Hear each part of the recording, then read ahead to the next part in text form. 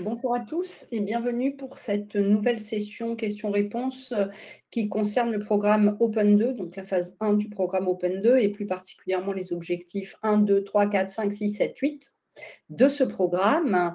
On a prévu de vous faire une première partie d'actualité parce qu'il y a quelques petites nouveautés depuis le webinaire de la semaine dernière.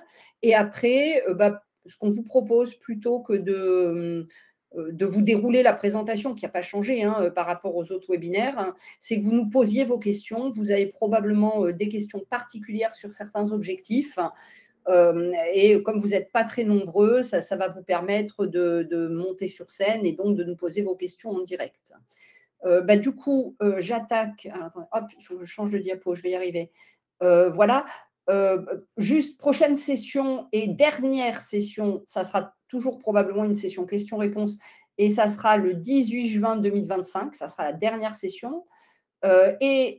Normalement, la directrice et la chef de projet numérique de l'ARS, donc Dominique Ordelalé et Stéphanie Boschetti, devaient être présentes. Elles s'excusent parce qu'elles sont retenues sur d'autres sujets. Donc, s'il y a des questions vraiment très spécifiques, par exemple sur les financements auxquels on ne pourra pas répondre, on relaiera vos questions auprès de Dominique et Stéphanie et elles vous répondront par mail. On est désolé, mais nous, on n'a pas ces éléments sur les financements, le FMIS, les HAC, les conventions, etc. Et donc, on sera 3 pour animer ce webinaire. Moi-même, qui parlerai plus particulièrement, si vous avez des questions de P1O1, taux de qualification de l'INS, Sébastien Grandperrin, qui lui parlera plutôt des indicateurs, des objectifs relatifs à l'alimentation du DMP, donc P1O2 à P1O6, et Célia, notre spécialiste MSS, qui pourra répondre à vos questions sur P1O7 et P1O8. Alors, bon, ça, on va passer. Quelques éléments de rappel sur le calendrier. Je pense que vous avez tous bien en tête que la dernière période de mesure possible sera du 1er au 31 juillet et que du coup, les dossiers devront être déposés sur démarche simplifiée avant le 31 août. Et vous pouvez, donc, démarche simplifiée est déjà ouvert et vous pouvez d'ores et déjà déposer les cibles que vous avez atteintes, sachant que vous pouvez faire le dépôt en plusieurs fois. Si vous avez atteint P1O1, vous pouvez déposer aujourd'hui P1O1 et déposer, par exemple, P1O3 au mois de juillet. Et moi, le conseil que je vous donnerai, c'est plutôt de déposer au fil de l'eau, parce que quand vous en avez déposé un, entre guillemets, vous êtes débarrassé. Rappel sur les objectifs, on ne va pas s'y attarder. Je pense que vous avez tous ces éléments, mais vous les aurez dans le support qu'on vous transmettra.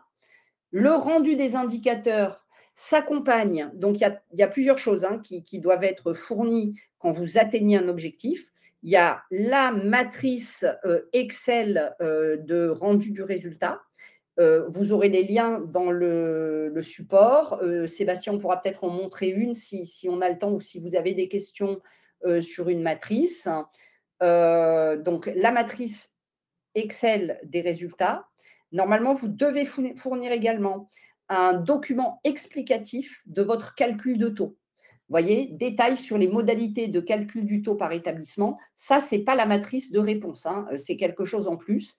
Et pour certains, les indicateurs où on a alimentation du DMP avec un document, l'exemple anonymisé du type de document concerné, donc LDL, l'aide compte rendu opératoire, CR de consultation, etc., etc. Pour certains indicateurs, si par exemple pour l'imagerie, pour P1O6, vous devez également, ce n'est pas indiqué ici, mais fournir soit un compte-rendu de CME, soit une décision du chef d'établissement sur les documents que vous décidez, que l'établissement décide de ne pas envoyer au DMP. Voilà les éléments. Enfin, vous aurez tout sur cette diapositive. Attendez, je vais regarder, je vais me mettre sur les questions en même temps, voir s'il y a des questions. Non, il y a juste bonjour. Alors, les matrices de calcul, elles sont sur les pages du ministère, on vous a mis les liens. Et pour PACA, on vous propose, vous n'êtes pas obligé de l'utiliser, hein, mais c'est pour vous, c'est une aide, un modèle de document justificatif pour faciliter le rendu des résultats pour P1O1. Et il va être transmis probablement la semaine prochaine à tous les établissements qui ont candidaté au Open 2, au référent Open 2 qui a été déclaré au moment de la candidature. Le dépôt des éléments de preuve, donc sur démarche simplifiée, accessible et ouverte. Vous avez ici le lien d'accès vers la plateforme et donc un formulaire de dépôt des cibles par établissement. Pour les GHT, soit l'établissement support ouvre un formulaire par établissement et partage ce formulaire à l'établissement qui doit répondre, soit chaque établissement du GHT crée son propre formulaire de réponse, ce qui est à mon avis le plus simple, mais l'organisation est laissée libre pour les GHT. Donc, soit ça repose sur l'établissement support, soit chaque établissement crée son propre formulaire. Voilà, vous tombez là-dessus. Quand vous cliquez sur le lien, ce lien-là, le lien d'accès à la plateforme démarche simplifiée, vous tombez sur cette première page dont vous avez à renseigner la région, le FINES PMSI de l'établissement et le numéro de dossier. Le numéro de dossier de candidature à Open 2 que vous avez déposé sur démarche simplifiée. Ce numéro, vous allez le retrouver très facilement dans votre attestation de dépôt.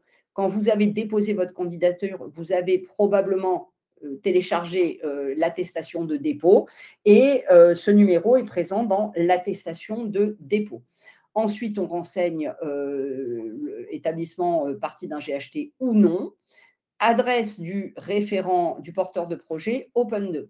Et ensuite, on va sélectionner les objectifs qu'on veut déposer à ce moment-là. Donc là, par exemple, dans l'exemple, on a décidé aujourd'hui de déposer P1O1 seulement. Donc, on va cocher oui pour P1O1 et non pour les autres. Et quand on voudra… alors ça, là, besoin de remplir d'autres objectifs ultérieurement et remplissage complet des objectifs, ça a disparu de démarche simplifiée. C'était prévu au départ et ça a disparu. Et en fait, ça a disparu. Et donc, en fait, quand vous voudrez rendre, par exemple, P1O2, si vous avez déjà rendu une première fois P1O1, vous retournez sur démarche simplifiée, vous cliquez sur modifier ma réponse et vous allez dire, cette fois-ci, je vais déposer P1O2, donc vous mettez oui à P1O2, etc. C'est assez simple, hein, il n'y a pas de difficulté à remplir ce formulaire. Je vous en parle d'expérience parce que moi, je l'ai rempli déjà pour quelques hôpitaux militaires, donc j'ai fait l'exercice et ce n'est pas très compliqué. Et ensuite, pour remplir les objectifs, à chaque fois ici, il faut renseigner le mois de mesure, le numérateur, ça c'est assez facile, et le dénominateur. Le dénominateur qu'il faut renseigner ici, c'est ce que vous avez dans la ligne finale dénominateur de votre onglet, de votre fichier Excel, matrice de rendu des résultats. Et en particulier, c'est important que je vous dise ça pour pas tellement pour l'INS, mais plutôt pour l'INS aussi, mais plus particulièrement pour les objectifs relatifs au DMP, à l'alimentation du DMP, parce que vous savez que dans la matrice de rendu des résultats, il y a un taux d'attrition national de 93% qui est appliqué. Ce qui veut dire que si vous avez, vous, en dénominateur 1000 patients, vous avez eu 1000 séjours pour P1O2, avec ce taux d'attrition, votre dénominateur, c'est 930. Donc, ce qu'on attend ici dans le dénominateur, ce n'est pas 1000, c'est 930. Et c'est important parce qu'après, ça fait les calculs et ça peut jouer sur votre atteinte de cible ou pas. Ici, si vous voulez, vous pouvez télécharger qu'un seul fichier. Donc, si vous voulez fournir plusieurs documents preuves, et il y en a plusieurs à fournir, hein, puisqu'il y a la matrice de résultats, le fichier justificatif des calculs, les modèles anonymisés de documents, etc., éventuellement les comptes rendus de CME, etc. À ce moment-là, il faut zipper, il faut compresser tous vos documents pour en faire un seul fichier et vous déposer un fichier zip. Voilà. Et là, vous ne pouvez pas valider si vous n'avez pas coché oui et j'atteste. Voilà, c'est la fin montant attribué, c'est le principe de non-surcompensation des subventions. En gros, vous devez avoir dépensé en dépenses relatives à vos systèmes d'information au moins le montant de la subvention à laquelle vous êtes éligible. Voilà. Alors, à la limite, je peux m'arrêter là parce que ça, après, là, on va venir sur l'INS. Et Julie, on peut peut-être préparer le petit sondage. On vous avait préparé un petit sondage pour savoir sur quels étaient les objectifs sur lesquels vous vouliez plus particulièrement échanger, sur lesquels vous aviez des questions, de façon à ce qu'on puisse répondre exactement à vos attentes. Alors moi, je vais mettre ignorer parce que je ne vais pas répondre au sondage. Donc, n'hésitez pas. Hein, et c'est à choix multiples. Hein, donc, vous avez le droit d'avoir des questions sur plusieurs objectifs.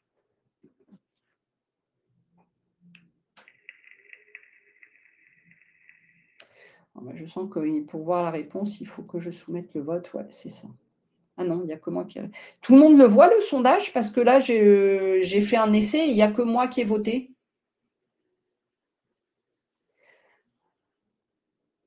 Ah non, ça, il y a eu un deuxième vote.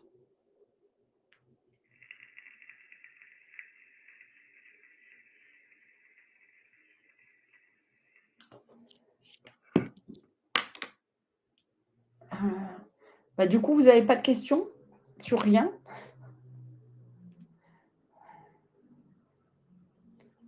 Ah, on peut faire qu'une seule croix dans le vote. Ah, désolé, mauvais paramétrage. À la limite, à ce moment-là, on va faire ça en mode un peu agile. Mettez dans la conversation les objectifs sur lesquels vous avez des questions.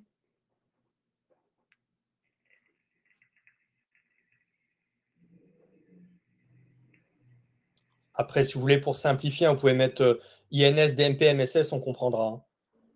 Parce qu'au final, il y a 3 lots d'objectifs. Hein. L'objectif 1, l'INS, les objectifs 2, 3, 4, 5, 6 pour le DMP et 7 et 8 pour la MSS.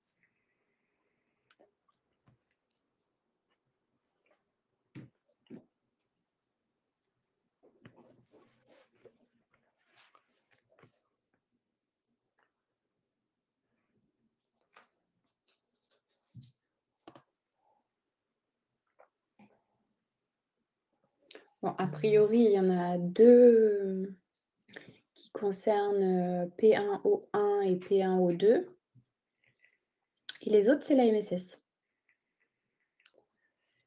Ah, ça va être pour toi alors. Hein, Eh oui. Hein, ok. Ben, à la limite, s'il y a une question sur P1O1, posez-la dans la conversation et j'y réponds rapidement. Et après, on laisse Célia en guest star. Après, on pourra faire un petit passage rapidement. Moi, je ferai un petit passage rapidement sur le DMP parce qu'il y a quand même 3 petites infos à passer. À la limite, est-ce que tu veux, pendant qu'il pose les questions dans le chat, que j'aille sur tes diapos? Alors, pour le DMP, quand nous avons plus de 5% de nos patients avec INSQ qui refusent l'alimentation, cela impacte fortement leur taux d'atteinte. Est-ce que nous pouvons quand même déposer? Et alors, tu veux répondre, Sébastien? Diane, je suppose que vous êtes dans un établissement psychiatrique ou… Parce que c'est rare, plus de 5% de refus en MCO. Hein. Ouais, voilà. On a une slide là-dessus. Peut-être on peut mettre la slide. Alors, je vais à la slide. La 31, je crois, si je ne dis pas de bêtises. Alors, si tu as confiance, la 31, vas-y. Ouais, c'est celle-là. Donc là, justement, on a listé ici les cas qui sont à exclure du dénominateur et les cas qui sont pris en compte dans les taux de pondération. Et effectivement, dans les cas pris en compte dans le taux de pondération, donc il y a un taux de pondération de 93%. Qui est applicable pour toute la durée de la phase 1. Donc, ça fait moins 7% en définitive. Hein. Et sont compris dans ces 93%, dans cette pondération, justement, les usagers qui se sont opposés à l'alimentation non espace santé, alors, entre parenthèses, en cas de motif légitime, bien évidemment. Donc, il y a des cas qui sont de facto à exclure du dénominateur et des cas, par contre, qui sont inclus avec le taux de pondération.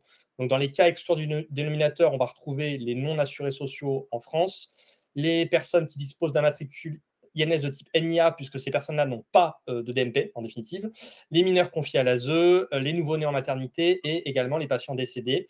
Et dans ce coefficient de pondération de la phase 1 qui est de 93%, sont compris justement donc, ces fameuses personnes qui se sont opposées à l'alimentation, les usagers également qui ont choisi de fermer leur profil de mon espace santé, il y en a, alors peu hein, bien évidemment, les assurés sociaux aussi qui se sont opposés à la création automatique de mon espace santé, donc il faut savoir qu'il y a un droit d'opposition de 6 semaines à l'ouverture de mon espace santé. Si la personne s'oppose, son profil de mon espace santé en définitive n'est pas ouvert. Et il y a également les assurés sociaux qui sont éligibles à mon espace santé pour lequel l'assurance maladie n'a pas été en mesure de leur signifier leur droit d'opposition à l'ouverture de leur profil de mon espace santé. Donc, il y en avait beaucoup avant quand même. Aujourd'hui, il y en a de moins en moins parce qu'il y a un gros rattrapage qui a été fait par l'assurance maladie. Donc, il devrait y en avoir quand même de moins en moins. Alors, peut-être que ce que vous pourriez faire, Gaëlle, c'est bien calculer votre taux. Vous voyez, ceux que vous excluez du dénominateur, de façon normale, vous les excluez. Par contre, avec votre logiciel, vous pouvez probablement, enfin j'espère pour vous, avoir les taux d'échec d'alimentation. Donc, et puis, les gens qui s'opposent, à ce moment-là, je pense que vous pouvez, vous devez avoir une trace quelque part, puisque vous n'alimentez pas et vous tracez donc qu'ils se sont opposés.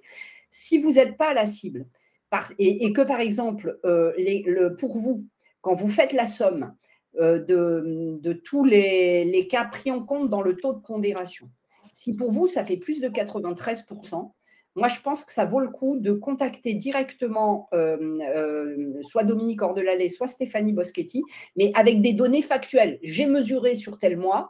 Moi, les assurés sociaux opposés, donc le DMP n'existe pas, j'en ai tant, ça fait tant de pourcents. Et du coup, sur mes séjours, ça ne fait pas 93. Le taux d'attrition, ça fait 90%. Et peut-être qu'elle vous dira, bon, déposez ou faites comme ça. Moi, je pense qu'il faut, si vous dépassez 7%, sans compter ce que vous devez enlever directement du dénominateur, hein, les matricules NIA, ils ne rentrent pas dans le taux de pondération. Il faut les enlever. Si vous avez 1000 séjours et 10 patients qui ont un matricule de type NIA, vous déclarez 990 séjours et votre taux d'attrition de 93%, il va s'appliquer aux 990. Pareil pour les non-assurés sociaux, etc. Tout cela, vous les enlevez de votre taux avant de saisir dans votre fichier, dans la matrice. Votre fichier, merci Sébastien, dans la matrice. Et si ce qui reste après, vous avez plus de 93, moi je pense qu'il ne faut vraiment pas hésiter à se rapprocher de l'ARS parce que oui, il y a des cas particuliers. On sait qu'en psychiatrie, c'est plus compliqué et les ARS ont quand même une latitude. Par contre, il faut bien argumenter, avoir des données précises, être tout à fait transparent, vous voyez. Ouais, ça vaut le coup de remonter le point, effectivement, en disant, voilà, nous, effectivement, ce taux de 7%, on le dépasse et voilà les raisons et en apportant un peu d'éléments justement pour justifier le propos. Exactement. Après là, je vois une autre question qui concerne la MS Santé de Madame Lao. Exemple de documents que l'on peut envoyer via MS Santé hors LDS, hors d'autres sorties. Comment les établissements ont réussi à faire un envoi automatique de ces documents? Il n'y a pas que les balles applicatives qui rentrent en compte. Il y a aussi ce que vous envoyez via vos boîtes aux lettres organisationnelles et personnelles. Donc effectivement, ce n'est pas seulement des envois automatiques. Ouais, mais alors, par contre, là, je prends ma deuxième casquette, celle de référent open d'établissement de santé.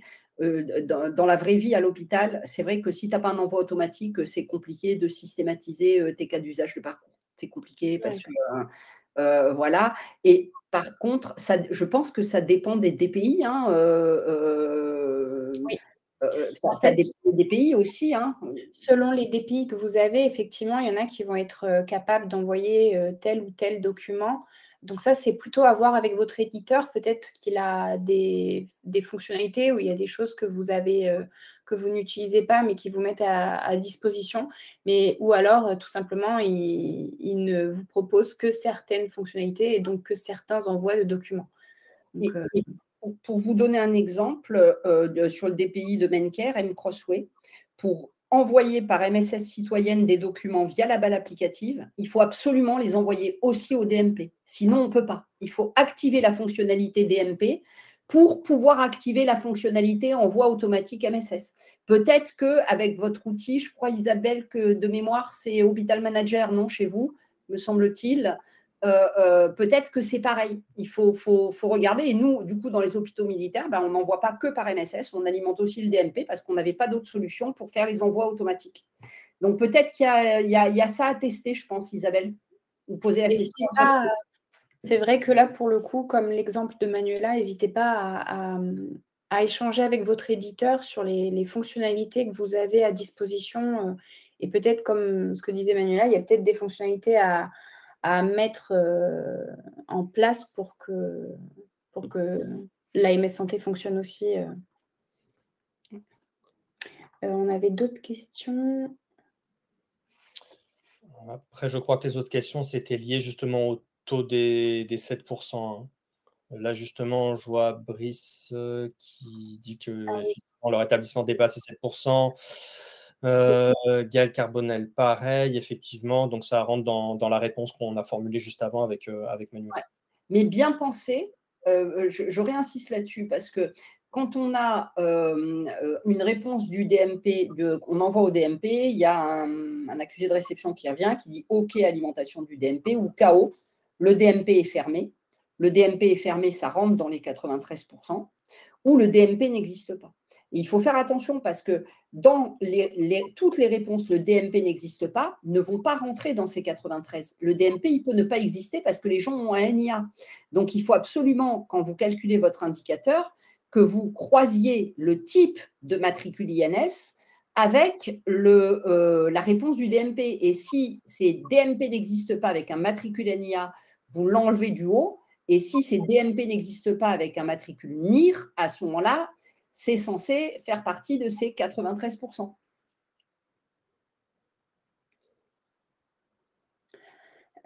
Du coup, je vous propose, dans le sondage, il y avait quand même une personne qui s'était connectée aussi pour des questions sur le P1 au 7. Donc peut-être, est-ce que Manuela, tu peux switcher jusqu'à la slide 47 et la personne qui a effectivement coché le P1 au 7, est-ce que vous pouvez poser votre question dans le chat? Comme ça, au moins, on peut aller directement pour vous répondre.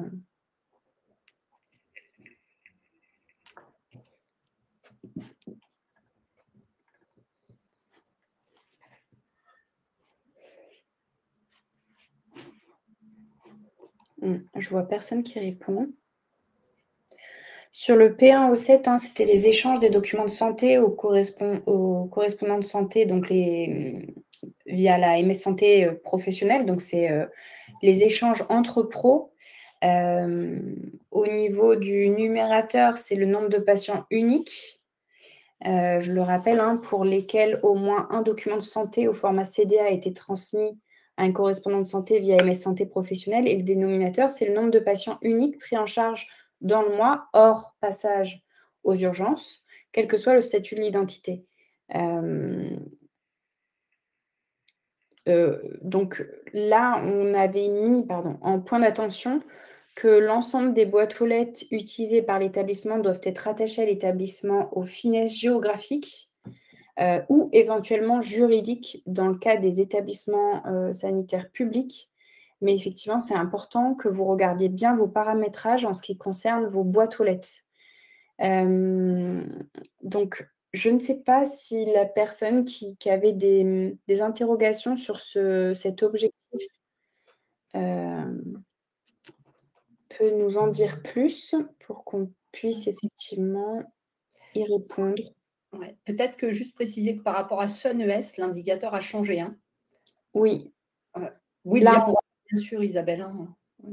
Parce que dans SunES, l'indicateur sur la MSS Pro, c'était un taux de médecin. C'était très compliqué à calculer. Et là, c'est un taux de patient unique pris en charge par l'établissement. Donc, si le patient il est venu une fois en hospice et 2 fois en consulte, il y a 3 séjours, hein, 2 externes et 1 hospice, mais vous allez compter une fois parce que c'est patient unique. Et imaginons que vous ayez envoyé juste le document d'hospice et pas de consulte, ben, ce n'est pas grave, ça compte une fois dans le numérateur et une fois dans le dénominateur.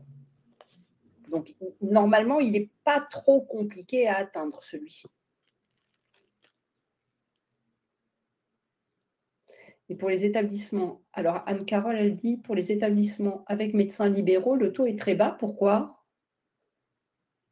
Célia, tu as... Non, je vois pas. Les médecins libéraux, ils ont des MSS. Le taux d'équipement en PACA, c'est à peu près 80%, enfin à grosse maille, ou entre 75 et 83%, selon le département. Oui, c'est ça.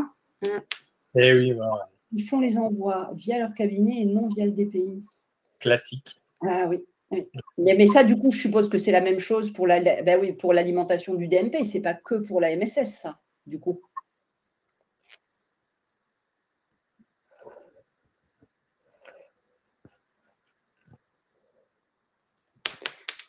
Ah, pour le DMP, l'IFEN nous le renvoie dans le DPI. Et du coup, vous, l'IFEN, il vous le renvoie dans le DPI et de votre DPI, vous le faites repartir au DMP?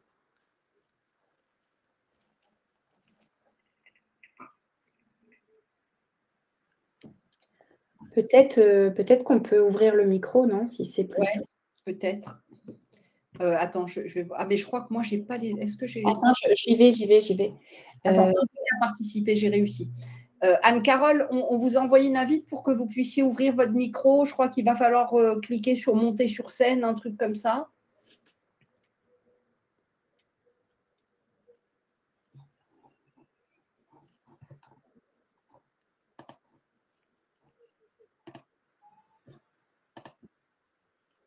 Voilà, Anne-Carole. Votre micro est actif. Hein.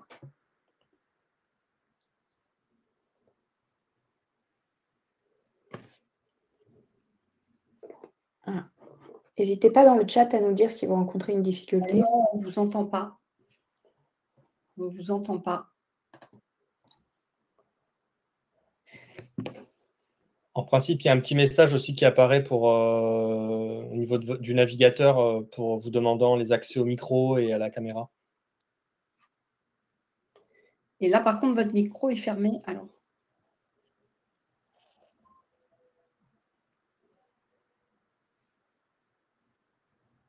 Non, on ne vous entend pas, Anne-Carole.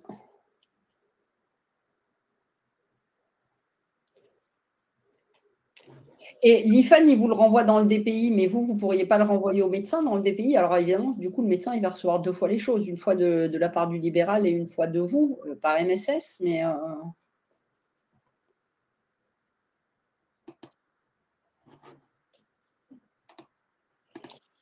Je pense que peut-être les libéraux, ils utilisent leur boîte aux lettres MS Santé, en fait, nominative. Oui, c'est pas compté sur, c'est comme ça, c'est pas compté sur l'établissement.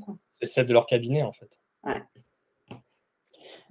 Je pense pas parce qu'aujourd'hui, alors il y a une nouvelle boîte aux lettres qui existe pour les médecins libéraux qui s'appelle la boîte aux lettres CAB pour cabinet, mais elle n'est pas encore très répandue. Donc non, ils doivent envoyer effectivement des mails par leur boîte aux lettres personnelle nominative, mais effectivement.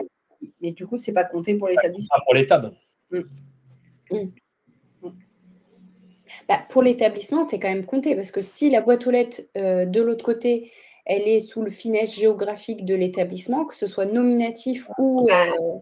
Non, parce que là, c'est l'établissement qui doit envoyer par MSS. Donc, c'est la boîte émettrice qui doit être sous le bon finesse. Oui. Ce que tu comptes, c'est les messages envoyés et pas reçus dans cet indicateur-là. Oui, tout à fait. L'émetteur, du coup, c'est le médecin libéral. C'est lui qui émet le message. Bah, à part de voir si vous pouvez réexpédier avec l'IFEN.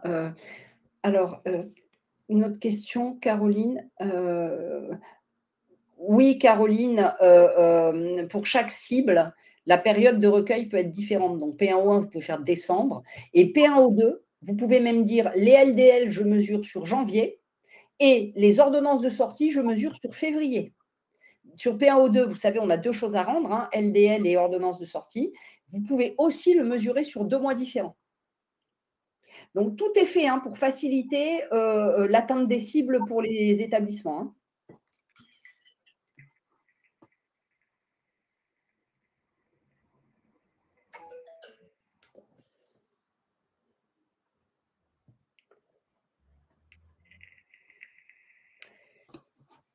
Les requêtes données par HM ne pointent pas là où il faut. Et oui, le problème, c'est que vous êtes dépendant, Anne-Carole, vous n'avez pas d'info-centre perso, donc du coup, vous dépendez des requêtes que vous fournisse l'éditeur. Et du coup, vous êtes limité dans les requêtes, quoi. C'est sûr, pour les établissements qui ont un infocentre et qui construisent eux-mêmes leurs requêtes, un truc type Business Object ou autre, c'est beaucoup plus facile, quoi. Ça nécessite quelqu'un de compétent pour construire la requête, mais du coup, on peut faire des choses extrêmement fines. Peut-être, Sébastien, en attendant que les questions arrivent, tu avais quelques éléments que tu voulais partager? Ah, on vous entend. Ah ben c'est bon. Ah, j'avais 4 micros. Je vais tester. Oui, bon, j'ai marqué sur l'échange, en fait, mais on n'a pas compris. En fait, on marche avec Softway. Notre éditeur, c'est Softway. On a Hospital Manager. Ils nous mettent à disposition la BI qu'ils appellent ClickView. Ils ont sorti enfin la nouvelle version pour OpenV2. J'ai eu, avec bien du mal, une réunion avec eux la semaine dernière. Quand ils nous expliquent les indicateurs, c'est flou au possible.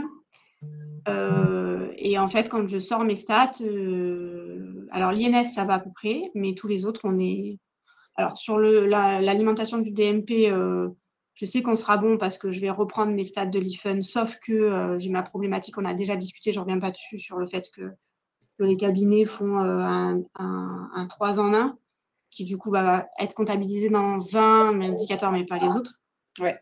Et ça, je n'ai pas de levier, ils ne veulent pas changer leur méthode, c'est normal, puisqu'ils ont créé leur logiciel en fonction de leurs souhaits à eux.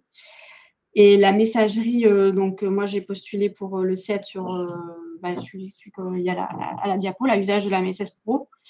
Et on était très bon avant parce que c'était un indicateur qui était zoomé plus réduit en fait, hein. Et là maintenant le dénominateur il est sur tous les patients et en fait on est à 7%, quoi. À 7%? Ouais. Ah ouais, c'est pas vraiment. On était à 98 avant. Alors est-ce que je me doutais que c'était un peu bizarre, mais bon, contrôler. Et là, ils me disent, vous avez qu'à récupérer les envois que font les médecins. Mais vous pouvez… Enfin, s'il y a un contrôle, on va vous dire, vous n'avez pas envoyé, quoi. Alors, c'est ça que et là, en fait, ça m'inquiète un peu quand vous mettez point d'attention. L'ensemble des boîtes aux lettres utilisées par l'établissement doivent être rattachées à l'établissement au FINES. FINES géographique. Ouais, mais du coup, nos chers chirurgiens qui envoient, je pense, directement dans leur cabinet, oui. Ben oui, on n'a pas la trace. Et alors après, ce que vous disiez tout à l'heure, bon, j'écoutais qu'à moitié parce que j'essayais de gérer mon micro, mais comment dire, j'avais l'impression que nous, en interne, il faudrait que je revoie avec nos référentes HM, on va se poser la semaine prochaine sur ça. Mais du coup, nous, on utilise l'IFUN dans la majorité de nos cabinets. Enfin, les cabinets ont bien voulu utiliser l'IFUN. Du coup, ils utilisent leur tram. Ils cliquent une double fois avec l'IFUN, qui nous envoie les documents, donc bien chartés avec toute la matrice qui va bien en première page dans notre DPI, qui fait que du coup, l'envoi au DMP est fait. Ouais. Et j'avais le souvenir que, et c'est pour ça que notre indicateur SONES était bon, c'est que ça envoyait aussi en parallèle, parce qu'elle m'en a reparlé la dernière fois, notre référente HM, ça envoyait en parallèle dans la messagerie professionnelle, en fait. C'est possible. C'est et là, je ne possible. sais pas pourquoi, HM ne le pointe plus. Et quand je parle avec eux, c'est un discours de sourd, en fait.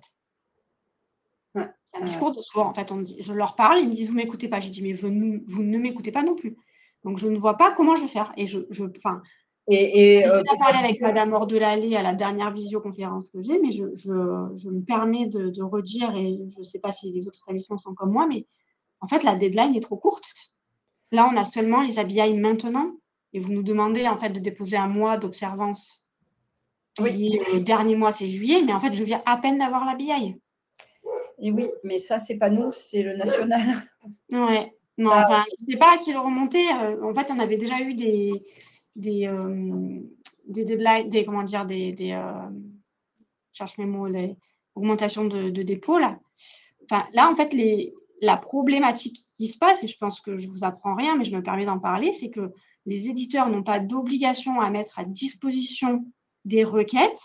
Ils doivent s'engager d'ici la fin de l'année pour un atteinte en 2027, et nous, on doit le donner maintenant.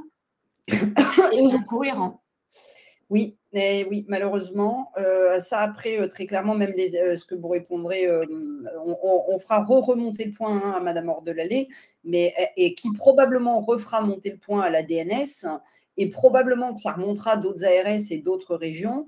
Après, est-ce que le ministère va dire « OK, comme pour SunES, on donne 3 mois de plus » ou pas? Aujourd'hui, ce n'est pas à l'ordre du jour. En tout cas, on n'en a pas entendu parler. Et peut-être qu'ils diront ça qu'au mois d'août. Personne ne maîtrise du tout ça en région. Hein. C'est vraiment la DNS qui pilote ça, et sans trop de com' à ma connaissance aujourd'hui sur ce sujet-là. En tout cas, aujourd'hui, ce n'est pas à l'ordre du jour une augmentation de la fenêtre. Mais sur SunES, si vous vous rappelez bien, l'augmentation de la fenêtre, elle a été faite en décembre. Hein. Le dernier mois, c'était décembre, et en décembre, il est paru un truc qui disait vous avez jusqu'à mars. Hein, donc, on peut toujours, en tout cas, pas compter là-dessus, mais on peut avoir une bonne surprise, on va dire. Mais par l'IFUN, si l'IFUN, il envoie en même temps au DMP et par MSS, vous ne pourriez pas voir avec l'IFUN qu'il envoie avec votre finesse à vous?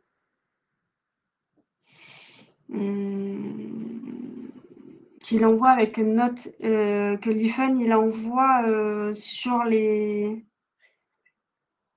Où exactement Vous dites, le médecin libéral, il fait son compte-rendu dans son logiciel de cabinet.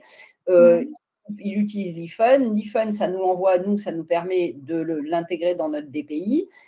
Mais est-ce que c'est l'IFUN, à partir du logiciel de cabinet, qui envoie également par MSS Pro aux médecins traitants correspondants, etc. Ah non. En fait, l'IFUN, il est vraiment une passerelle entre les cabinets et notre DPI, les logiciels de cabinet et nos logiciels de DPI, pour récupérer le document et injecter le cartouche de data matrix et tout ce qu'il faut, que les cabinets, eux, n'en voient pas l'intérêt, ils ne voient pas l'utilité, ils n'ont pas d'obligation à ce sujet. En théorie, ils ont une obligation, puisque le RNIV est réglementaire, mais la question est de faire respecter l'obligation. Oui, on est d'accord, le monde libéral est un monde compliqué. Je réfléchis à haute voix pour vous aider. Vous ne pouvez pas, à partir du moment où vous recevez ce document dans votre DPI, je suppose qu'il y a au moins en haut, en dur, l'adresse, le nom du médecin traitant ou correspondant. Dans le corps du document.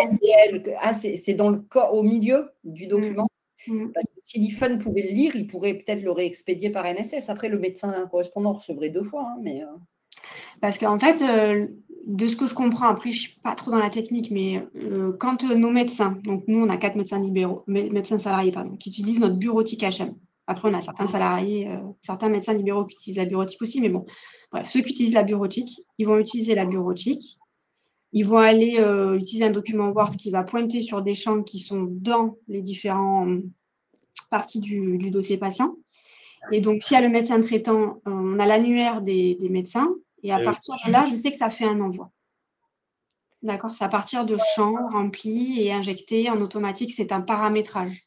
Il doit y avoir un envoi en trident, ce qu'on appelle. C'est-à-dire que normalement, effectivement, par exemple, si on prend le cas d'une lettre de liaison, elle doit être envoyée aujourd'hui en trident au DMP, par messagerie sécurisée citoyenne au patient lui-même et par messagerie sécurisée professionnelle au médecin traitant à minima et ou médecin adresseur ou médecin potentiellement intéressé par la prise en charge. Voilà.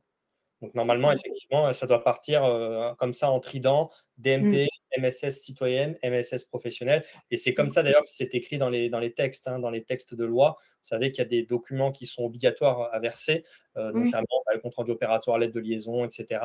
Et effectivement, ils précisent à chaque fois DMP, MSS citoyenne, MSS professionnelle. Alors, je sais que les documents de sortie sont envoyés dans le DMP du patient. Ça, c'est certain. Après, normalement, il y avait un envoi, donc même ceux qui sont récupérés par l'IFUN, ils sont envoyés dans le DMP du patient, puisque j'ai la petite enveloppe qui dit envoi DMP, si l'INS est qualifié, que le DMP est accessible, tout ça. c'est envoyé. Après, la messagerie professionnelle au médecin traitant, il faut que je me... Enfin, le dernier indicateur qu'on a vu ça la semaine dernière, là, c'est très étonnant. En fait, on a un score très bas. Et quand on le dit à HM, ils me disent « Ah ben c'est normal, on a bien paramétré, tout est normal. » Si tu peux mettre la slide 42, Manuela, s'il te plaît. Je mets la slide 42. Tac, voilà. Donc là, justement, c'est l'arrêté du 26 avril qui liste les différents types de documents avec en face, vous avez vu, versement DMP, envoi MSS Pro, envoi MSS citoyenne à chaque fois. Et c'est réglementaire, hein, donc normalement, HM, s'il envoie au DMP, il devrait envoyer aux autres au moins MSS citoyenne sûr, puisque vous avez l'INS qualifié, vous avez l'adresse de messagerie citoyenne du patient. Et MSS Pro, faut voir pourquoi ils n'envoient pas. Est-ce que vous n'avez pas dans votre annuaire interne l'adresse MSS Pro? Est-ce qu'il n'y a pas le lien parce que, on injecte régulièrement l'annuaire pour il est à jour. Et le médecin traitant, s'il est identifié, il est reconnu. On a son adresse, en fait. Donc, je ne comprends pas. Mais je vous dis, avant de faire bouger les choses, ils vont nous dire faites un ticket. Et si vous êtes plusieurs établissements à avoir le même problème, on fera quelque chose. Donc là, pour juillet, c'est mort. Oui, c'est sûr. Et puis, Software, comme ils sont trop vendus et qu'ils sont débordés, la hotline n'est pas au rendez-vous. Exactement ça. C'est clair, c'est tout le monde remonte le même problème avec HM. Et c'est ce que je leur ai dit. Je dis, mais on ne peut pas avoir ça. Et ils m'ont dit, ah ben, vous êtes les premiers à nous le dire. J'ai dit, OK. Mais après, peut-être que les autres qui ont HM, ils ont beaucoup de médecins salariés et du coup, ils n'ont pas tout à fait le même problème, vous voyez. C'est peut-être ça aussi. Et c'est ça. Exact. Okay.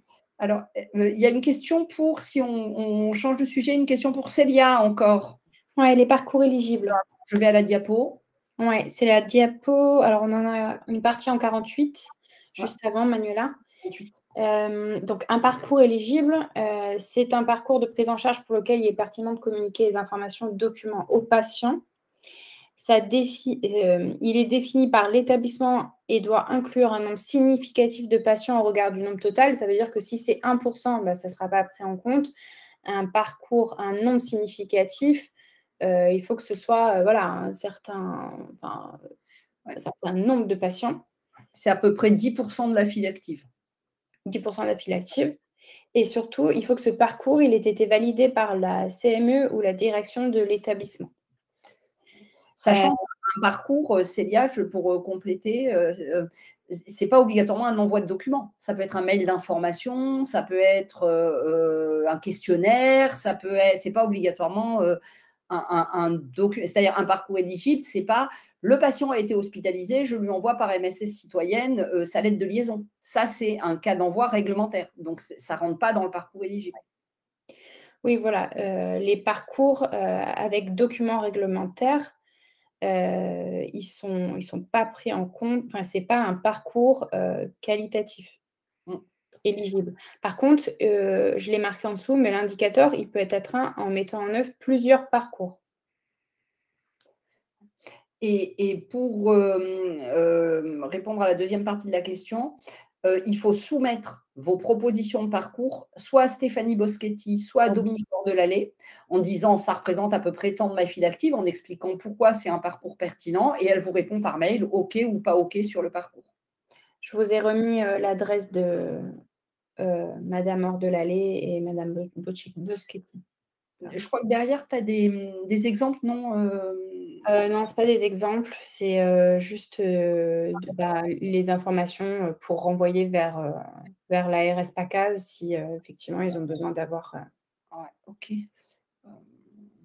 d'avoir une validation, en tout cas sur leur parcours.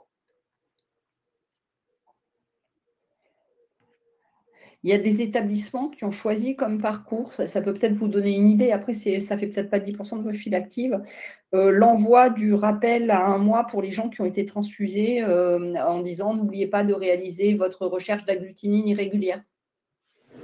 Ça, c'est un parcours pertinent. Mais il faut que ça fasse à peu près 10% de file active. Ça peut être l'envoi du livret d'accueil pour les préadmissions, en avance de phase. Ou les injections de toxines botuliques, ça peut être aussi, oui, tout à fait.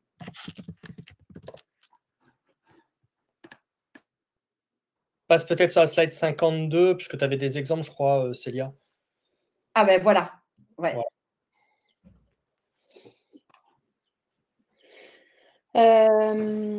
Donc ça, c'est l'usage de la MSS citoyenne. Donc, vous avez le guide de déploiement qui est à disposition. D'ailleurs, je vais vous mettre le lien dans le chat pour que ce soit plus simple. Hop, le voici. Donc, vous avez des cas d'usage administratifs, donc envoi des rappels de rendez-vous, envoi des convocations, envoi des consignes préopératoires, envoi d'informations générales relatives à la future prise en charge.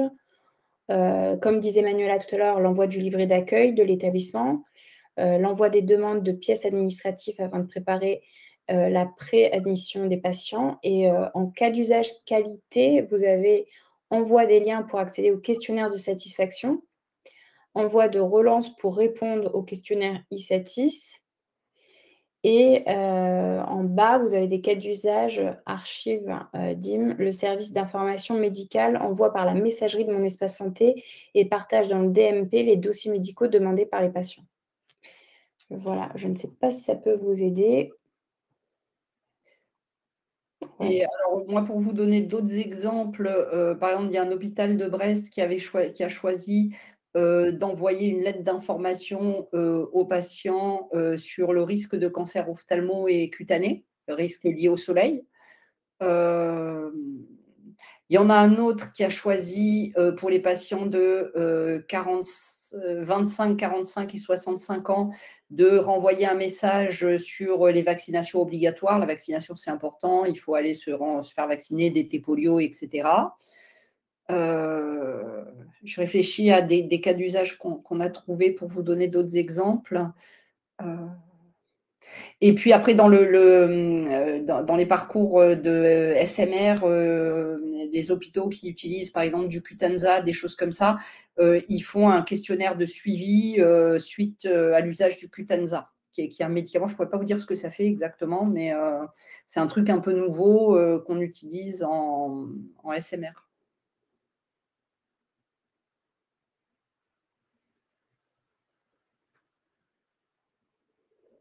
Ça peut être un questionnaire sur l'évaluation de la douleur, pour voir si l'antalgie est bien, dans certains cas particuliers, bien adaptée, etc. Hein.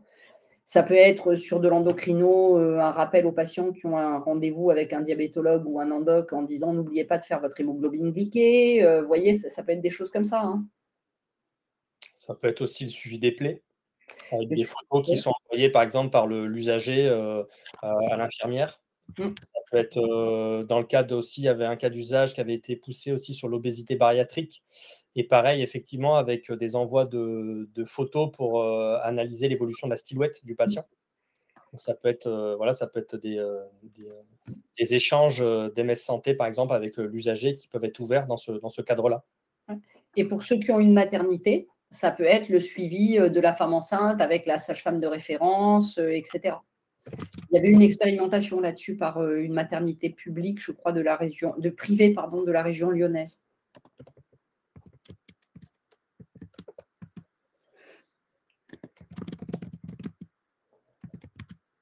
Et donc, n'oubliez pas, vous pouvez cumuler plusieurs parcours pour atteindre les 10% de la file active.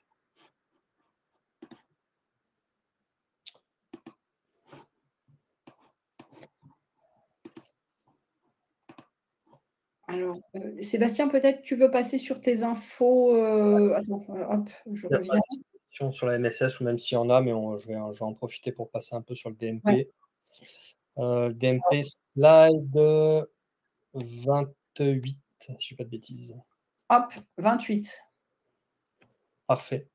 Alors ça, c'est une petite information qu'on vous donne, mais à garder en ligne de mire, puisqu'effectivement, il va y avoir ce qui a été appelé une bascule de l'environnement de production DMP. Donc concrètement, il va y avoir un changement d'hébergeur. Hein. Donc les données sont toujours hébergées en France, du DMP de mon espace santé, ce n'est pas le sujet.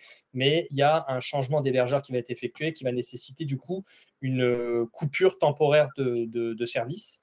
Cette bascule de l'environnement de production DMP donc, vers le nouvel éditeur qui s'appelle Atos, elle était prévue en mai, elle a été décalée au 7 et 8 juin prochain. Donc, qu'est-ce qui va se passer? Il va y avoir du coup au niveau du DMP, donc du dossier médical partagé, donc côté professionnel de santé, une indisponibilité du DMP du samedi 7 juin à partir de 21h jusqu'au dimanche 8 juin inclus. Donc, la consultation du DMP ne sera pas possible par les professionnels de santé et l'alimentation non plus, ce qui nous intéresse dans le cadre justement de Open. Donc, ils seront indisponibles pour tous les professionnels de santé et les établissements. Les éditeurs ont été informés et un message d'information va être positionné sur le site dmp.fr. Donc, le site dmp.fr, c'est ce qui vous permet d'accéder à ce qu'on appelle au WebPS DMP, qui permet aux professionnels de santé de consulter le DMP, que ça soit via l'appel contextuel ou directement via le site internet, peu importe, de toute façon, vous arrivez sur le site dmp.fr. Donc, il y a un message qui est positionné. Et il y aura également donc une indisponibilité de Mon Espace Santé du samedi 7 juin 21h, donc le début est le même, jusqu'au lundi 9 juin à 14h. Donc là, il n'y aura pas de consultation possible ni d'alimentation de Mon Espace Santé et il sera indisponible pour tous les usagers. Là, pareil, il y aura un message d'avertissement qui va être positionné sur le site internet de Mon Espace Santé. Côté Amélie Pro, si les pros utilisent Amélie Pro, pareil, les services DMP du coup seront indisponibles du vendredi donc 6 juin à 17h au mardi 10 juin 9h. Et si vous suivez vos stades d'alimentation via SIDMP, donc je vous encourage d'ailleurs à les suivre et à demander vos accès SIDMP si vous ne les avez pas demandé. On va le voir après dans une slide. J'ai une slide dédiée pour justement suivre vos alimentations. Sachez que le SI pilotage DMP sera donc disponible. Il n'y aura pas d'interruption, mais le rafraîchissement des données, lui, sera interrompu entre le 4 et 10 juin. Donc, vous aurez les données, si vous vous connectez le 9 juin, les données seront en date du 3 ou 4 juin. Voilà. Donc, voilà ce que je voulais vous dire. Et ce qui est très important, et on l'a mis avec des beaux petits gyrophares de chaque côté, c'est penser à rejouer les alimentations DMP en échec suite à l'indisponibilité. Donc là, le DMP va être indisponible du samedi soir 21h jusqu'au dimanche inclus. Alors, ce sera le week-end du lundi de Pentecôte. On sait qu'effectivement, il n'y a pas de programmé, il n'y a pas de consultation, etc. Mais vous allez avoir probablement des urgences ou autres, etc.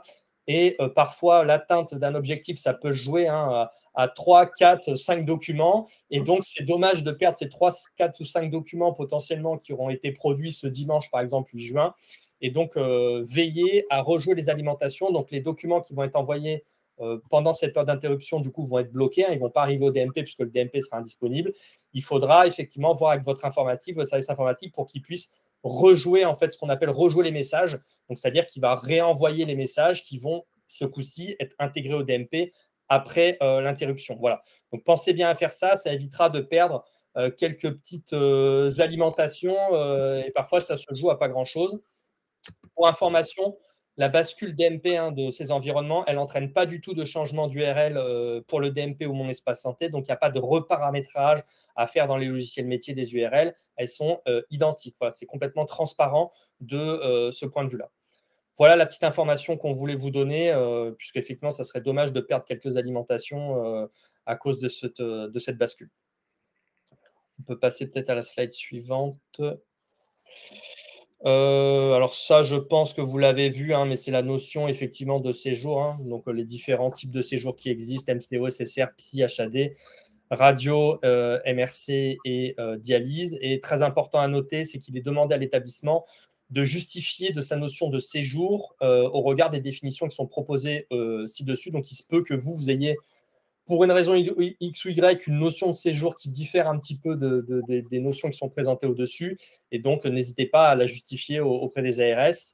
Et les passages aux urgences, c'est important de noter que les passages aux urgences qui ne donnent pas lieu à une hospitalisation derrière ne sont pas à intégrer dans les séjours à comptabiliser. Donc ça, c'est valable pour P1, 2, 3, 4, 5 et 6. Voilà, pour tous les indicateurs DMP, les passages aux urgences ne sont pas intégrés dès lors qu'ils ne donnent pas lieu à une hospitalisation derrière. Ceux qui donnent lieu à une hospitalisation, bien évidemment, sont intégrés, parce que derrière, il y a une hospitalisation. Pas pour 5-6, Sébastien. Si, pour 5 et 6 aussi. Ah bah non, si tu fais un acte d'imagerie et que tu as décidé de l'envoyer, tu comptes ton acte d'imagerie. Oui, tu as raison. Oui, tu as raison. On va le voir sur la slide. C'est pareil, ouais. tu as raison. On va le voir sur la slide d'après. Je te la mets. Donc, sur la slide d'après, effectivement, donc P1O2 et P1O3. Donc, P1O2, c'est l'aide de liaison et les ordonnances de sortie, et P1O3 qui sont les comptes rendus opératoires. Là, vous avez sur la droite les séjours qui sont pris en compte. Donc, en bleu, les séjours pris dans le périmètre, c'est les séjours qui sont pendant la période d'observation des indicateurs. Donc, les séjours qui se terminent après ou qui se terminent avant, ils sont à exclure. Voilà. Uniquement les séjours qui se terminent pendant la période d'observation. Donc ça, c'est pour 2 et 3. 4, 5, 6, donc les comptes rendus de consultation, compte rendu donc 4, 5, 6, compte rendu de consultation, compte rendu de biologie et compte rendu d'imagerie. Donc ça, effectivement, c'est les examens et les consultations qui sont réalisés dans le cadre de séjours et également d'actes de consultation externe. Donc ça, effectivement, c'est les séjours et les actes qui sont dans la période de mesure. Donc à partir du moment où vous avez généré un compte rendu de biologie pendant cette période de mesure, effectivement, il faut le prendre en compte. Pareil pour le compte rendu de biologie et pareil pour le compte rendu d'imagerie. Voilà la petite différence entre 2, 3 et 4, 5, 6. Ça, on l'a vu. La suivante, on l'a vu, donc on ne va pas revenir dessus. Et là, on rentre dans les indicateurs. Je ne sais pas si vous voulez peut-être on peut les rebalayer rapidement, juste pour certains messages clés. Message clé à retenir là-dessus, c'est que les deux indicateurs pour P1O2, ils sont solidaires, mais les deux documents sont distincts. Donc attention, il faut bien deux documents bien différents. Donc la lettre de liaison et l'ordonnance de sortie. Donc attention, on a mis un petit warning. La lettre de liaison, c'est différent du CR hospitalier. Voilà, une lettre de liaison, ça nécessite des critères spécifiques et effectivement, il faut veiller à ce que vos lettres de liaison soient bien typées correctement. C'est ce qu'on verra par la suite. Pareil, les ordonnances de sortie, attention, ce n'est pas des lettres de liaison. Donc, je sais que dans les lettres de liaison, parfois, vous allez me dire « Oui, mais il y a les traitements à la sortie. » Certes, mais ça n'est pas une ordonnance. Ça n'a pas valeur d'ordonnance. C'est un rappel des traitements à la sortie, mais ça n'est pas une ordonnance. Donc, effectivement, ce qui est attendu, c'est bien la lettre de liaison, un document, l'ordonnance de sortie, un autre document, voilà, qui est l'ordonnance en tant que telle de sortie du patient, ou les ordonnances, parce qu'il peut y avoir effectivement produits de santé, donc des médicaments, de la kinésithérapie, des actes infirmiers, voilà. Et du coup, pour compléter ce que tu dis, Sébastien, si pour un séjour donne lieu à la production de 3 ordonnances qui alimentent le DMP, évidemment, on ne compte pas 3 dans le dénominateur. C'est les séjours donnant lieu à la production d'ordonnances alimentant le DMP, donc qui est par séjour 1, 2, 3 ou 10 ordonnances qui alimentent, on compte qu'un dans le numérateur, excusez-moi. Exactement, parce que pour l'ordonnance de sortie, c'est vraiment ce qui est écrit, c'est nombre de séjours clôturés dans le mois pour les patients disposant d'un DMP pour lesquels au moins une ordonnance de sortie. Donc, on compte les séjours pour lesquels au moins une ordonnance de sortie était produite. Donc, effectivement, comme dit Manuela, qu'il y en ait 1, 2, 3 ou 4, ça comptera effectivement pour un. Bon, l'objectif étant quand même qu'il y en ait le maximum, parce que le patient est quand même content d'avoir toutes ces ordonnances dans son espace santé. Voilà. Pour la lettre de liaison, il faut bien penser par contre à ce qu'elle soit référencée avec une INS qualifiée et qu'il y ait bien le data matrix, donc le fameux petit QR code qui reprend les éléments de l'INS qui soit apposé sur le document. Le document doit être au format, ce qu'on appelle CDR2 N1. Pour les ordonnances de sortie, attention, petite subtilité. Donc, eux aussi, il faut qu'ils soient référencés avec une INS qualifiée. Il n'y a pas de sujet, c'est pareil. Mais par contre, il n'y a pas besoin d'apposer de data matrix sur l'ordonnance de sortie. Mais si vous l'avez mis, ce n'est pas grave. Voilà, mais ce n'est pas nécessaire. Voilà, ce n'est pas nécessaire, mais si vous l'avez, on ne va pas vous pénaliser.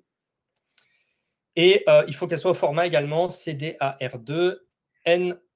Voilà pour ces deux indicateurs de lettre de liaison et d'ordonnance de sortie. Peut-être, Sébastien, en profiter pour dire que sont acceptés dans le cadre d'Open 2 les anciens Datamatrix INS. Vous savez, il y a eu un changement de format de Datamatrix en juillet 23, mais malheureusement, les éditeurs, ils ne se sont pas agités et ils produisent toujours des Datamatrix à l'ancien format.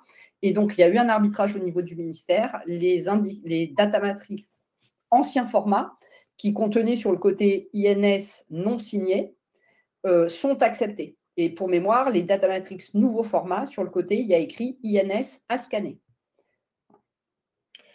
Donc, les cibles, pour les cibles, vous les avez en visu, mais pour les établissements qui ont atteint leur cible SUNES pour la lettre de liaison, c'est 70%.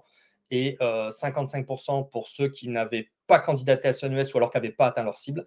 Et pour l'ordonnance de sortie, c'est 65% pour ceux qui ont atteint les cibles CNES et 50% pour les autres. Voilà.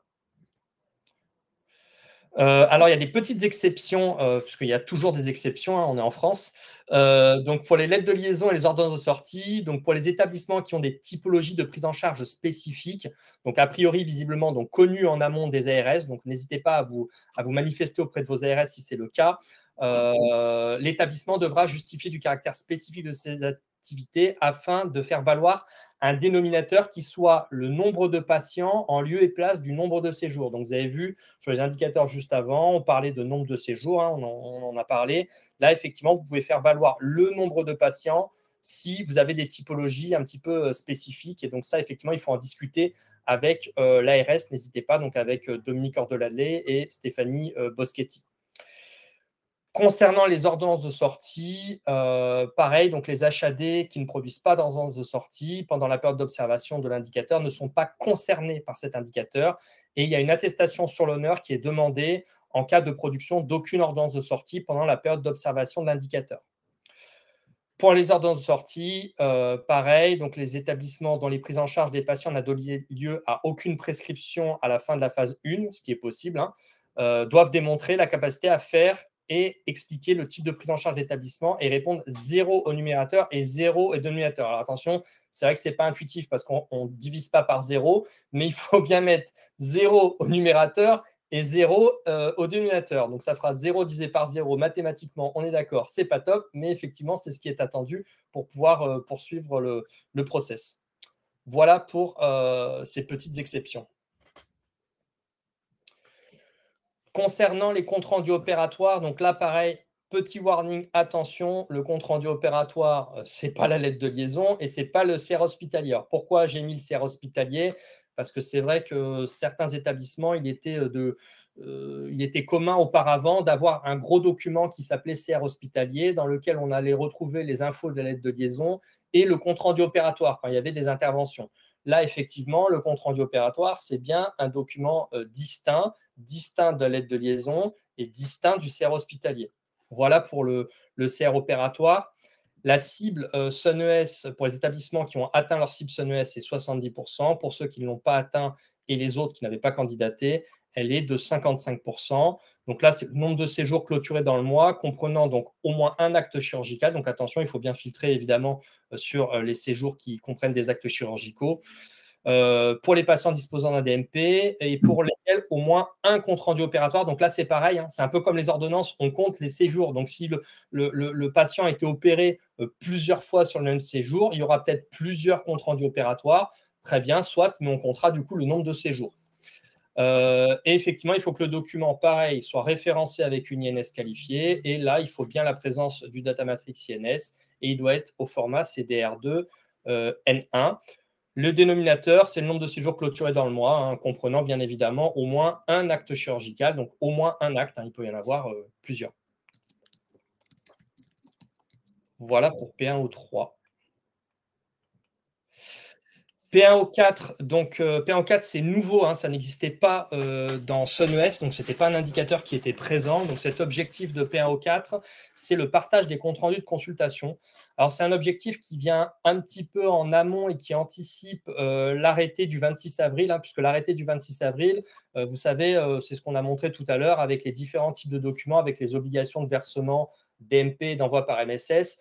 Le compte-rendu de consultation, il faut savoir qu'il va être dans les documents obligatoires, au même titre que la lettre de liaison, etc., à partir du 31 décembre 2025. Voilà, donc ça, effectivement, il n'est pas encore obligatoire, ce document, mais en amont, effectivement, via le programme Open, eh ben, on vous propose de l'envoyer. Il y a une cible qui est liée à ce compte-rendu de consultation. Et donc, répondre à cette cible Open 2, ça vous permet aussi de vous mettre du coup en amont, en ordre de marche pour l'arrêter du coup avec cette obligation au 31 décembre 2025 d'envoyer ces comptes rendus de consultation. Donc, ce n'est pas perdu, hein, quand vous faites cet indicateur-là, vous vous mettez en ordre de marche aussi pour répondre à l'arrêté. Donc, les contrôles de consultation, c'est les consultations dans le mois, hein, qui sont prises en compte avec, donc dans le mois d'observation, bien évidemment, avec facturation donc d'un ACE, donc un acte et consultation externe. Donc là, bien évidemment, on compte pas un nombre de séjours, hein. On compte un nombre de consultations dans le mois pour les patients disposant d'un DMP et pour lesquels un compte rendu de consultation référencé avec une INS, pareil, qualifié bien évidemment, plus data matrix, hein, ce coup-ci, et au format CDR2N1 a été transmis au DMP. Le dénominateur, tout simplement, c'est le nombre de consultations dans le mois. Voilà. Ouais, et j'apporte une précision parce qu'il est parfois mal compris, cet indicateur. C'est le nombre de consultations, ce n'est pas le dénominateur. Ce n'est pas le nombre de consultations qui a donné lieu à la production d'un document. Contrairement, et Sébastien va vous en parler, à P1O6. Et en fait, des fois, il y a de la confusion dans les établissements. Là, le dénominateur, c'est le nombre de consultations et de consultations facturables assurance maladie, hein. Il faut que ça soit des consultations facturables assurance maladie. Si vous avez des consultations d'expertise dans le cadre de la médecine du travail qui sont facturées à la médecine du travail et pas à l'assurance maladie, ces consultations-là, vous ne les mettez pas dans le dénominateur. Et toujours pareil, on a mis, il y a la petite astérix rouge, hein, pour les patients disposant d'un DMP. Donc ça, c'est valable pour tous les indicateurs 2, 3, 4, 5, 6, effectivement. Et on vous renvoie vers la diapositive dédiée dont on a parlé avant avec tous les cas à exclure. Donc là, la cible, hein, c'est la même pour tout le monde puisqu'elle n'existait pas dans SunES. Hein, donc c'est 50% pour tout le monde. On peut passer à la slide suivante. Parfait. Donc là, c'est les comptes rendus de biologie, le P1O5. Donc, le numérateur, c'est le nombre de comptes rendus de biologie. Donc là, attention, on ne compte pas des consultations, on compte du coup des comptes rendus de biologie produits par l'établissement dans le mois. Pareil pour les patients disposant d'un DMP. Bien évidemment, il faut l'INS qualifié, toujours le data matrix. Et là, attention, petite subtilité, ces CR de biologie, ils sont comptabilisés, qu'ils soient envoyés au format CDR2N3 ou au format CDR2N1. Les deux formats sont comptabilisés. Au niveau du dénominateur, c'est le nombre de comptes rendus de biologie médicale produits par l'établissement dans le mois. Et attention, qui ne font pas l'objet d'une décision de non-transmission. Voilà. Ah, attends, on est remonté au P1 au 4. On est remonté, attends, alors. OK. Donc voilà, donc c'est attention, qui ne font pas l'objet d'une décision de non-transmission. Donc dans certains cas, effectivement, il peut y avoir une décision de non-transmission d'un compte rendu de biologie, donc notamment les comptes rendus de biologie, par exemple, qui ont des caractéristiques de génétique constitutionnelles qui sont à exclure. Et aussi, l'établissement a le droit aussi de dire, moi, pour les patients hospitalisés, je fais le choix de ne pas transmettre la biologie pour ne pas pourrir le DMP. Si j'ai un patient hospitalisé en réanimation, je ne vais pas transmettre 5 bilans par jour, quoi, hein, des dosages d'antibiotiques, des gazométries, puis 3 ionos, quoi.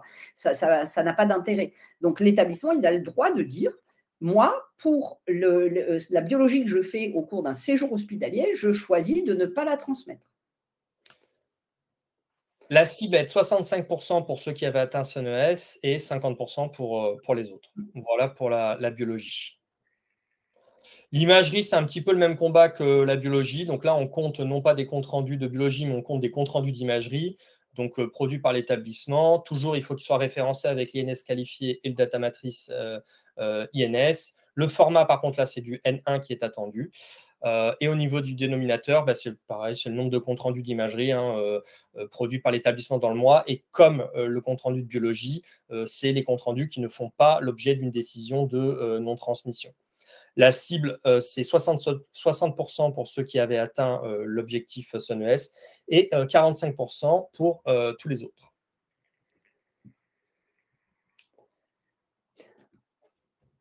Et je pense qu'on a fait le… Ah ouais, voilà, tu avais ton point sur les certificats. Ouais, une petite veille, attention sur les certificats, c'est important parce que, comme vous le savez, ou peut-être pas, mais je le rappelle, pour alimenter le DMP, sont nécessaires et suffisants 2 certificats. Donc, ces certificats, il y a un certificat qui s'appelle Org Sign, un certificat de signature, et certificat Org Haute-Clic, un certificat d'authentification auprès du DMP. Voilà les 2 certificats qui sont absolument nécessaires et suffisants. Pour le téléservice INSI, il y a un autre certificat, donc un certificat d'authentification auprès du téléservice INSI. Donc ça, c'est pareil, il faut veiller à ce que ce certificat soit bien valide.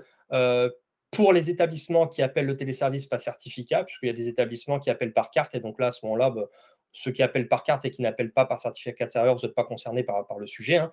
Mais si vous appelez par certificat serveur, il faut bien veiller à ce que le certificat soit bien valable. Sinon, vous allez avoir vos appels au téléservice qui vont être bloqués. Et si vous appelez plus le téléservice, vous ne qualifiez plus l'INS. Et si vous ne qualifiez plus l'INS, vous ne pouvez plus envoyer de documents au DMP. Voilà, donc par transitivité. On peut passer à la slide suivante. Parfait. Donc là, j'attire votre attention sur la notion de durée de validité des certificats.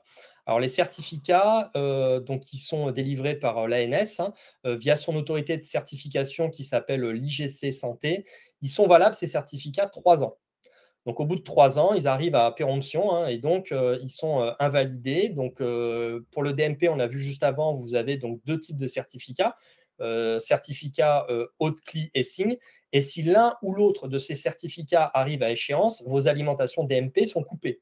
Donc, il faut absolument que vous ayez les 2 certificats valides. Et donc, vu que ces certificats sont valables 3 ans, il faut penser à les renouveler. Donc, il y a un renouvellement qui est possible et qui est encouragé au niveau de la plateforme de l'IGC Santé.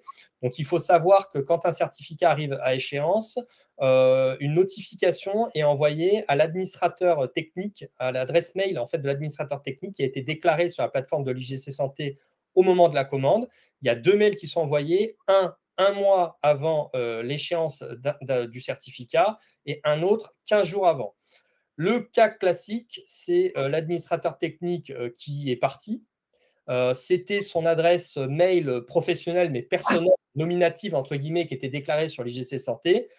L'IGC Santé, elle, va vous envoyer une notification comme quoi le certificat DMP, par exemple, arrive à échéance. On va prendre un exemple concret, un certificat qui arriverait à échéance au mois de juin 2025. Et vous avez décidé de faire votre période d'observation de vos indicateurs au mois de juin 2025. Si le certificat saute, par exemple, le 2 juin 2025, vous allez être embêté parce que vos alimentations DMP vont être coupées. Et donc, si c'était votre mois d'observation, le mois de juin, vous allez être un petit peu embêté. Donc, ce qu'il faut faire, c'est anticiper ces ruptures de certificats et veiller à bien les renouveler. Et pour éviter donc le cas que je vous ai dit, le cas de l'administrateur technique qui s'en va et c'était son mail qui était déclaré, on n'a pas l'information, pensez à déclarer des adresses mail génériques. Donc, service informatique @hôpital Toto, voilà. Au moins, ça vous permet d'avoir plusieurs personnes derrière qui vont recevoir l'information et qui vont pouvoir derrière s'intéresser au renouvellement du certificat.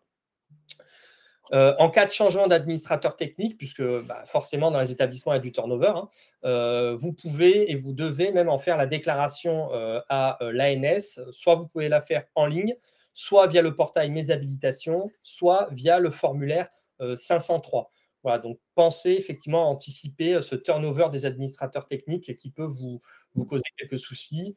Et on l'a mis avec le petit bonhomme qui glisse sur la flaque d'eau. Il est impératif de renouveler les certificats avant leur date d'expiration sous peine de rupture de service pour les utilisateurs.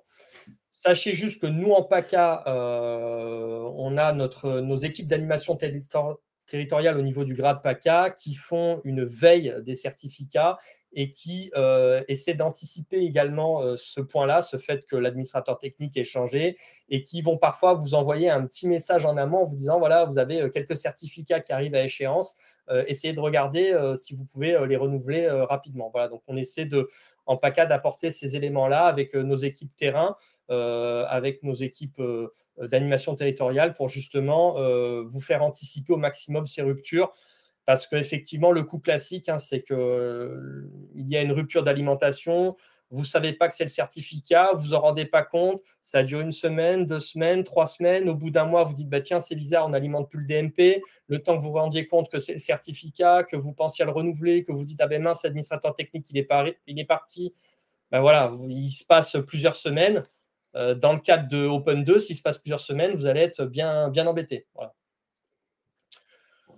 Voilà pour cette partie certificat. On peut peut-être passer à la slide suivante.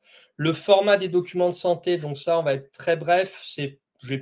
On en a parlé, on a parlé effectivement de ce format CDR2N1. Donc globalement, c'est tous les documents dans le cadre de Open 2, vous devez les envoyer au format CDR2N1, sauf le compte-rendu d'examen de biologie, donc les comptes-rendus de biologie, effectivement, qui peuvent être envoyés au format CDR2N3.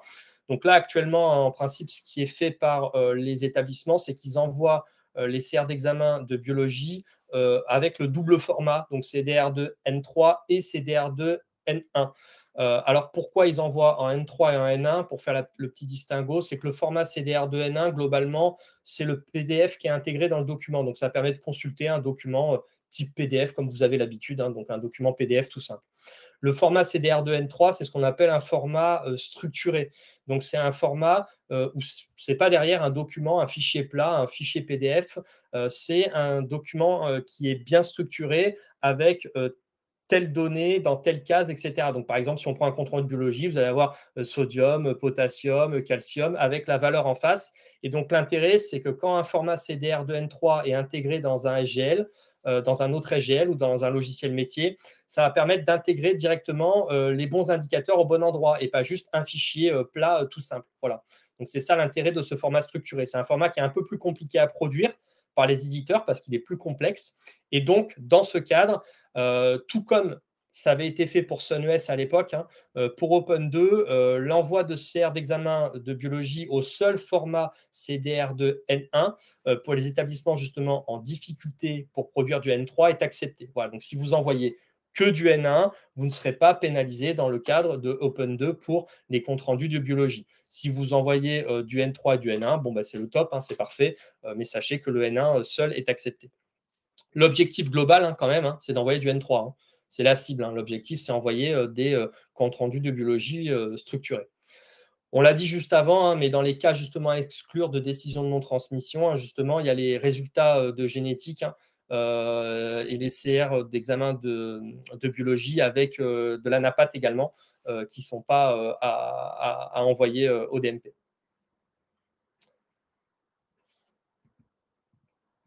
On peut peut-être passer à la slide suivante.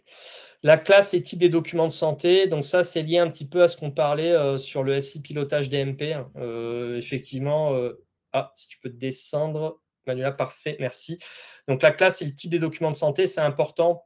Pourquoi c'est important? Et ça, il faut vous en assurer auprès de vos éditeurs que c'est correctement paramétré. Et un moyen de vous en assurer, c'est justement d'analyser vos alimentations auprès du SI pilotage DMP. Parce que justement, ça vous permet de voir si vous alimentez bien les bons types de documents. Donc, par exemple, si vous êtes persuadé d'envoyer des lettres de liaison et que vous vous rendez compte qu'au final, au niveau du SI pilotage DMP, le type de document qui est reçu, c'est des CR hospitaliers, bah, ça veut dire que le code LOINC que vous voyez ici paramétré dans votre logiciel métier, il n'est pas bon. Ce n'est pas le code LOINC en fait, des lettres de liaison, c'est le code LOINC des CR hospitaliers. Et donc, ce qui est très dommage, pourquoi c'est très dommage? Parce que ça ne va pas compter pour Open2. Si le type code est mauvais, malheureusement, ces documents ne seront pas pris en compte dans le cadre d'Open2. Ce qui est dommage parce qu'en plus, vous aurez fait l'effort de les envoyer. Malheureusement, ils ont été mal typés. Donc ça, pareil, hein, veillez bien à cet aspect-là. Hein, ça peut être embêtant. Et dans le cadre de SunES, il y avait eu quelques cas justement où les documents étaient mal typés et des établissements disaient non, on a envoyé des lettres de liaison, on est sûr. Oui, mais nous, quand on vérifie dans le DMP, on voit que des CR hospitaliers. Voilà. Ça, on l'a vu. On peut peut-être passer. Donc là, un petit focus sur, là on en a parlé, hein, l'utilisation de la plateforme SI pilotage DMP. Hein, donc on en a parlé pour déjà cette partie type de document. Là dans l'exemple, hein, justement, on l'a mis un LDL paramétré avec un type CR hospitalier, hein, qui est le cas classique. Point important, par exemple, on a mis un nota bene en gras. Les chiffres présents dans SI pilotage DMP, si vous y avez accès, ne sont pas à utiliser pour le rendu des indicateurs. Donc, les indicateurs, vous les calculez par vos propres moyens, via les requêtes avec vos éditeurs, etc. Vous ne récupérez pas les chiffres qui sont présents dans SI pilotage DMP pour calculer vos indicateurs. Voilà, c'est uniquement pour vous donner une idée et voir si vous alimentez correctement le DMP, mais dans le rendu des indicateurs Open2, il ne faut pas les utiliser.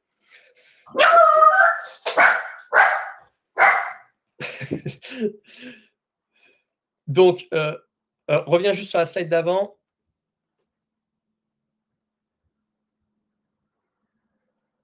Parfait, merci. Donc, le suivi quotidien, donc ça, pareil, hein, veiller à suivre les échecs d'alimentation du DMP via les statistiques d'alimentation qui sont fournies par vos éditeurs de logiciels métiers. Donc, ça, c'est pareil. Hein, si vous êtes dans votre mois d'observation au niveau d'Open2, si vous vous rendez compte que effectivement, vous avez des échecs d'alimentation DMP à un instant, si vous en rendez compte tôt, ça va vous permettre de corriger le problème au plus tôt possible.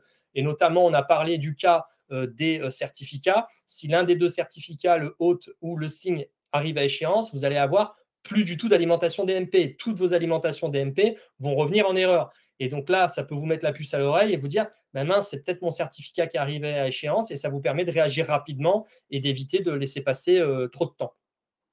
Et ça peut vous permettre aussi d'identifier au plus tôt les erreurs de paramétrage.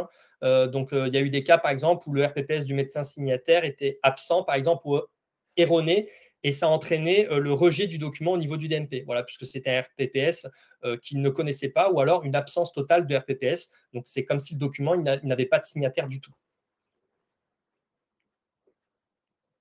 Voilà, on vous a remis la procédure pour demander l'accès au SI pilotage DMP.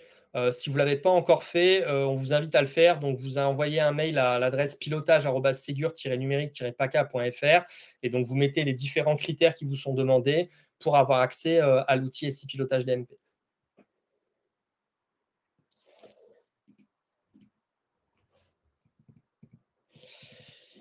Et un dernier élément, voilà, donc ça c'est pour essayer au maximum d'améliorer vos alimentations DMP, hein, donc pour effectivement alimenter correctement le DMP, sachant que les documents ils proviennent de vos logiciels métiers, à minima, c'est que les documents ils existent dans vos logiciels métiers. C'est-à-dire que si effectivement les documents ils sont faits papier, dans un endroit X ou Y et qui ne sont pas présents dans votre logiciel métier, forcément c'est des alimentations DMP perdues, ce qui est dommage. Donc, veillez bien à sensibiliser les professionnels de santé, par exemple avec un rappel de la nécessité de produire à minima pour chaque séjour d'hospice une lettre de liaison, et si chirurgie, à minima un CRO, donc distinct de la LDL. Vous avez également les ordonnances, hein, vous pouvez également analyser cette partie-là. Et si vous pouvez, donc soit si vous avez la main et vous êtes en capacité de, comme disait Manuela, si vous avez des infocentres ou autres, ou si vous pouvez le faire par l'intermédiaire de vos éditeurs, c'est produire des requêtes, par exemple, pour identifier les séjours d'hospitalisation qui sont fermés. Donc, si, par exemple, vous voyez un séjour d'hospice qui est fermé et que vous voyez que sur ce séjour d'hospice fermé, vous n'avez pas de lettre de liaison, ça peut vous mettre la puce à l'oreille en vous disant, mince, la lettre de liaison a peut-être été produite autre part, etc. Et peut-être qu'elle peut être produite, du coup, dans le logiciel métier. Pareil pour la chirurgie, hein, vous faites une requête sur les séjours de chirurgie et vous pouvez regarder si sur les séjours de chirurgie, vous avez bien au moins une lettre de liaison et au moins un CRO. Voilà. Ce qui peut être faisable aussi, c'est de relancer hebdomadairement les professionnels de santé, hein, si vous identifiez ces séjours pour la production des documents manquants. Donc, c'est quelque chose qui peut être fait, par exemple, par les secrétariats. Voilà. Et vérifier la présence des documents, c'est une chose, mais il y a également vérifier la validation des documents, puisque pour envoyer un document au DMP, il faut que le document soit validé ou signé électroniquement, hein. Et donc, effectivement, une fois que le document est présent, il faut veiller à ce qu'il soit bien validé. Et donc, là, c'est pareil, hein, c'est sensibiliser les professionnels de santé avec un rappel de la nécessité de bien valider les documents envoyés au DMP dans le logiciel métier. C'est-à-dire que si le document, par exemple, est produit dans le logiciel métier, ensuite il est imprimé, signé à la main par le professionnel de santé, donné au patient, effectivement, le patient aura reçu son document, par exemple sa lettre de liaison, mais derrière, cette lettre de liaison, elle partira jamais au DMP, ce qui est un peu dommage. Donc, effectivement, veillez à bien valider les documents dans le logiciel métier, que ce soit les LDL, les CRO, les ordonnances de sortie, les CR de biologie, d'imagerie et de consultation. Pareil, là aussi, vous avez la possibilité, via vos éditeurs ou vous, si vous avez la compétence, de produire des requêtes pour identifier, par exemple, les documents qui sont en attente de validation. Donc, si vous voyez qu'un séjour est fermé, que le séjour est fermé et qu'il y a une lettre de liaison et que cette lettre de liaison n'est pas validée, ça vaut peut-être le coup de dire au professionnel en question, tiens, est-ce que tu pourrais valider ta lettre de liaison dans le logiciel métier? Voilà, et pareil, une relance hebdomadaire, hein, qui peut être faite pour identifier les documents et valider ces documents. Voilà ce que j'avais à vous dire sur la partie DMP. Je ne sais pas si vous avez des questions sur ces indicateurs-là, donc les 2, 3, 4, 5, 6, n'hésitez pas.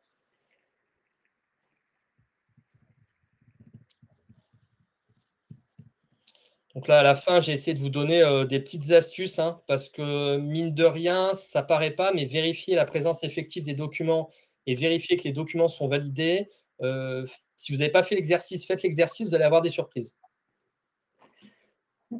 Je confirme. Et du coup, pour passer peut-être sur la diapo de fin, en attendant que les questions arrivent, on vous a remis, lien utile, c'est ça que je voulais vous montrer. On vous a remis pas mal de liens, et donc les liens sont à jour pour les matrices, pour le guide des indicateurs, et puis bon, les autres ressources à votre disposition. Tous les liens de cette diapo ont été mis à jour hier.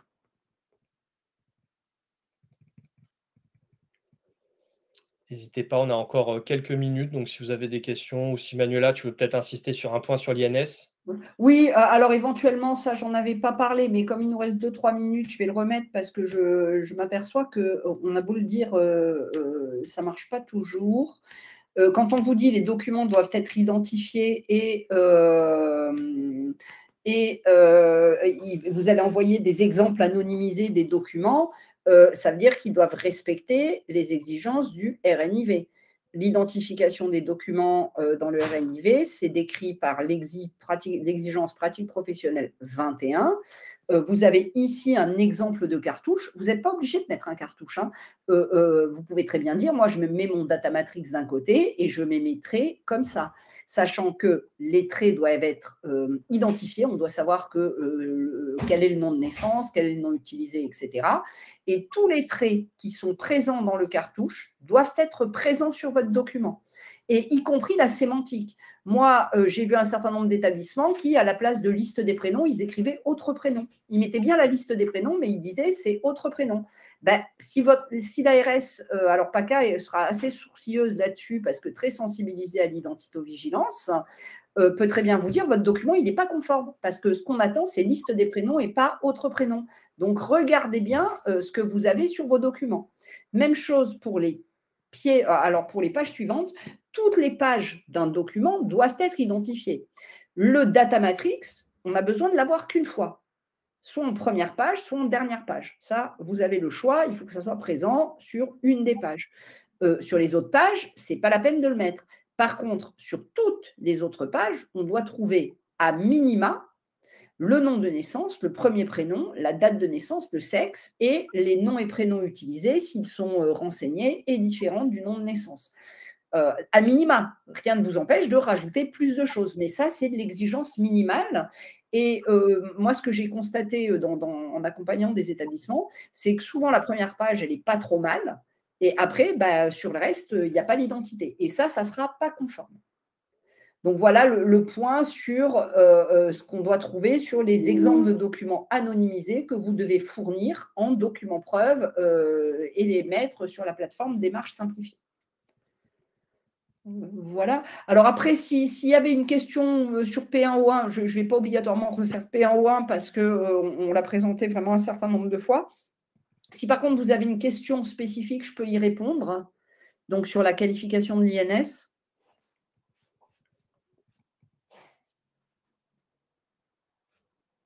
Je crois qu'on avait répondu à toutes les questions dans le chat. Je crois qu'il n'y en avait pas sauté. Je regarde. Ça, c'était bon. On avait répondu à tout. Hein. Ouais.